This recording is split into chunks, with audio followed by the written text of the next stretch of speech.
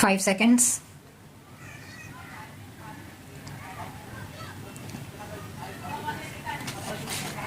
India as perhaps the one most responsible for converting the concern about environment from a concern of the affluent and elite to the concern of the poor and for the poor. Path-breaking address at the UN Environment Conference in Stockholm in 1972 swung away attention from the peripheral issues of the environment to the real issues of the environment, that of the relationship between the environment and development. It is therefore appropriate that this award has been named after her. It is a testimony to her contribution to protecting the environment and to raising an awareness about the environment. Today, we need much more systematic study about how the environment links with development. The interlinkages, although they are there, are not known precisely enough.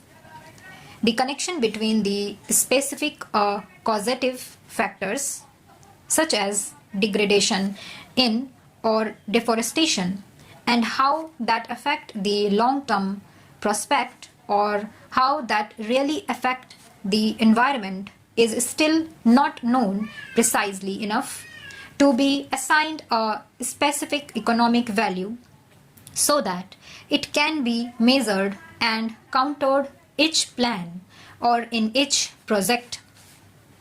No further study is required to see that degradation of the environment also reduces development and degrades development.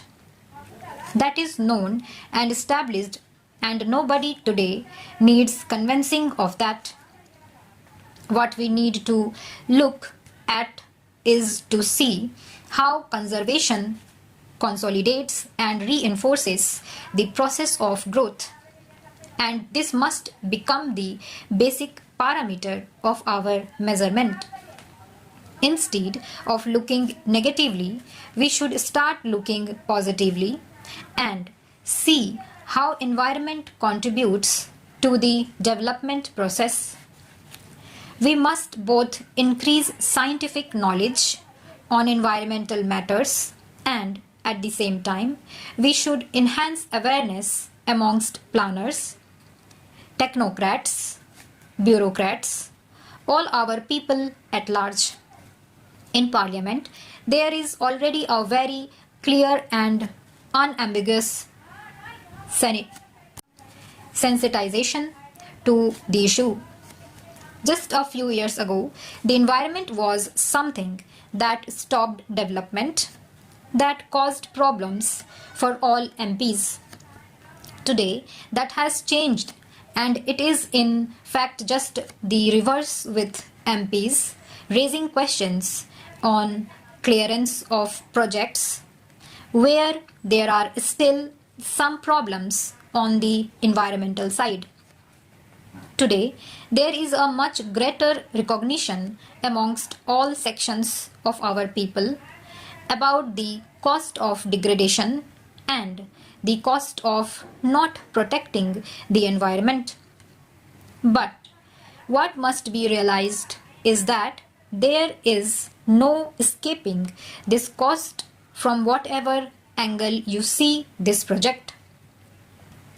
But what we do not count is the long-term cost that we will pay if the environment is not protected. We might pay it, the next generation might pay it, perhaps a neighboring community might have to pay that price. But that price is there and it will be paid, it will be extracted, and our not including that cost in the cost of a particular project or development work does not remove that cost or hide that cost. It remains there.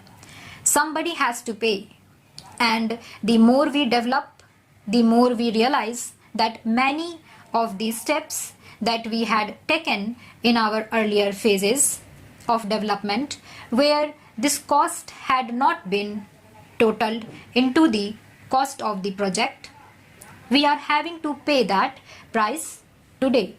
And the price that we are paying is very, very heavy.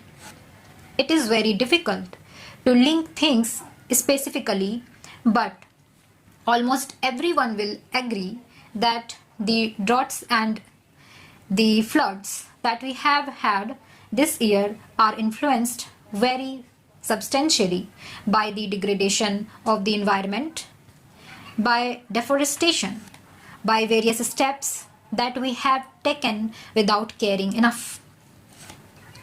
This year, it will cost us close to rupees 3,000 crores just in 1 year.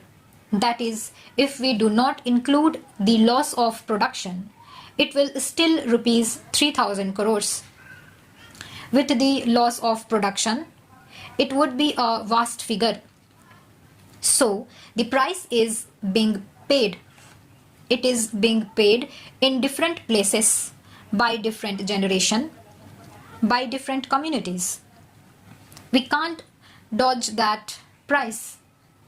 The decision and the studies that are required are on how to include that price in the initial conceptualization of the project, so that we know that what we are actually getting in terms of value for money for a particular project.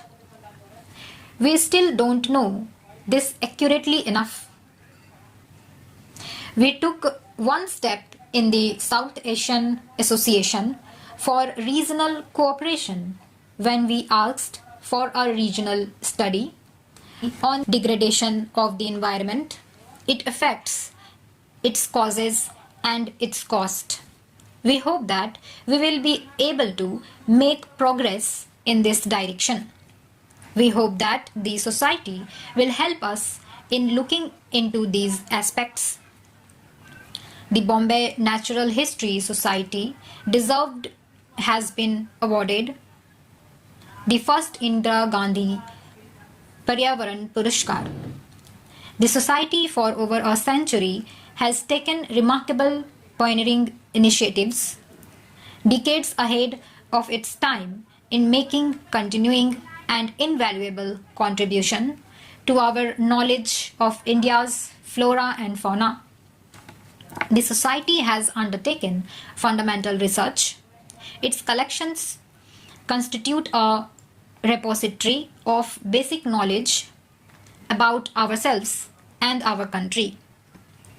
Today, we pay with this award our highest tribute to Dr. Salim Ali also. Stop.